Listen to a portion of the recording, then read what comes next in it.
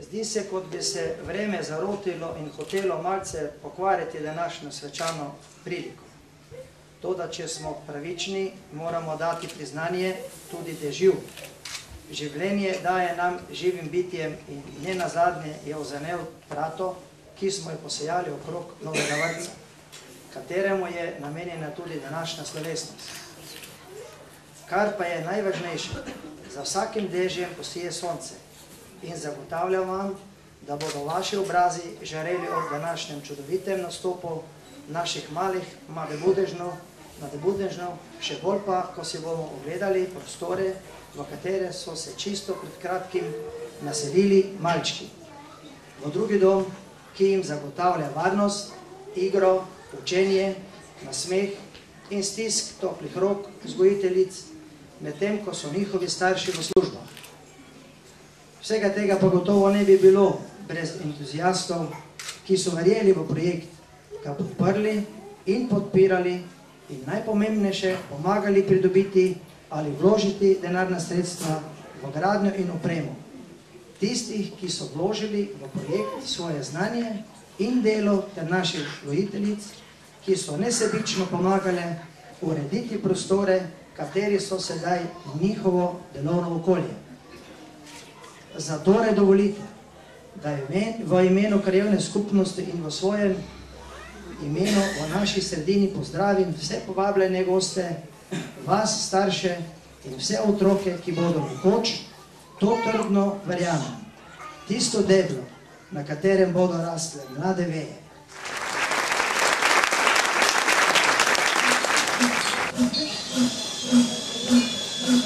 Pri nas pa hiško zidamo, pri nas pa hiško zidamo, jutra do večera. Pri nas pa hiško zidamo, pri nas pa hiško zidamo, jutra do večera. Najprej moramo zložiti opeko. Spoštovane gospe in gospodje, cenjeni gostje, najmlajši in tudi nekoliko starejši Kepančani. Otroci so naše največje bogatstvo. Ta rek poslušamo, zelo pogosto ga slišimo in še posebej v tem tednu, ko nekako obeležujemo teden otroka.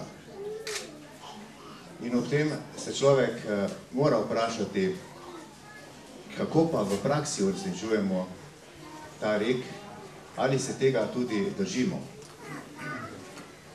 In ko sem malo preletel v mislih, koliko investicij je bilo speljano v zadnjih nekaj letih, in ko delam malo primerjavo, kako so opremljene šole in vrtci pri nas v Sloveniji in pa drugje, včasih rečemo v razviti zahodni Evropi, je pa to dosti bolje urejeno.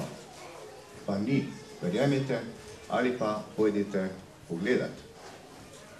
Že osnovna šola Pod Goro, ki je bila po sedanjem stanju obnovljena najprej, če pogledamo osnovno šolo Pod Dravinji z telovadnico, z športnim parkom, če pogledamo, da bomo čez nekaj dni svečano prerezali trak na osnovni šoli v Ločah in če k temu prištejemo, da imamo v vsakem malo večjem naselju tudi enoto vrtca, potem bi marsikateri ekonomist rekel, kaj pa je tega potrebno. Enostavno bi počrtali te vrtce, podružnične šole po manjših naseljih. Seveda, ekonomist ima prav, kar se tiče ekonomike. Nima pa prav v tistem delu, kjer si prizadevamo, da napravimo podeželje, našo pokrajino, prijazno za ljudi, prijetno življenjsko okolje, kajti vrtec in potem tudi nadaljevanje,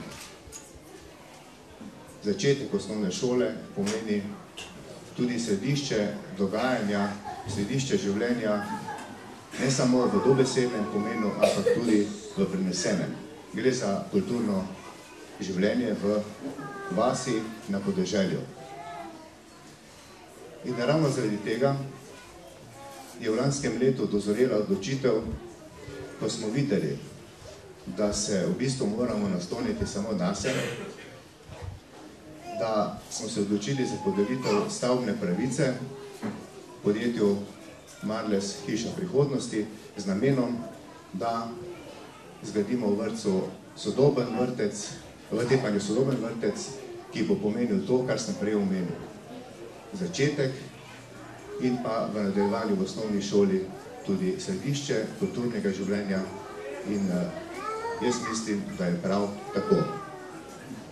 Rad bi se zahvalil vsem, ki so v tej uspešni zgodbi sodelovali in pri tem moram v prvi vrsti se zahvaliti vašemu neumornemu predsedniku Sveta krajevne skupnosti in tudi sicer gonilni sili vsega, kar se razvija v Tepanju, v krajevni skupnosti Tepanje in tudi uspešnemu podjetniku, gospodu Tonetu Offenbaušku.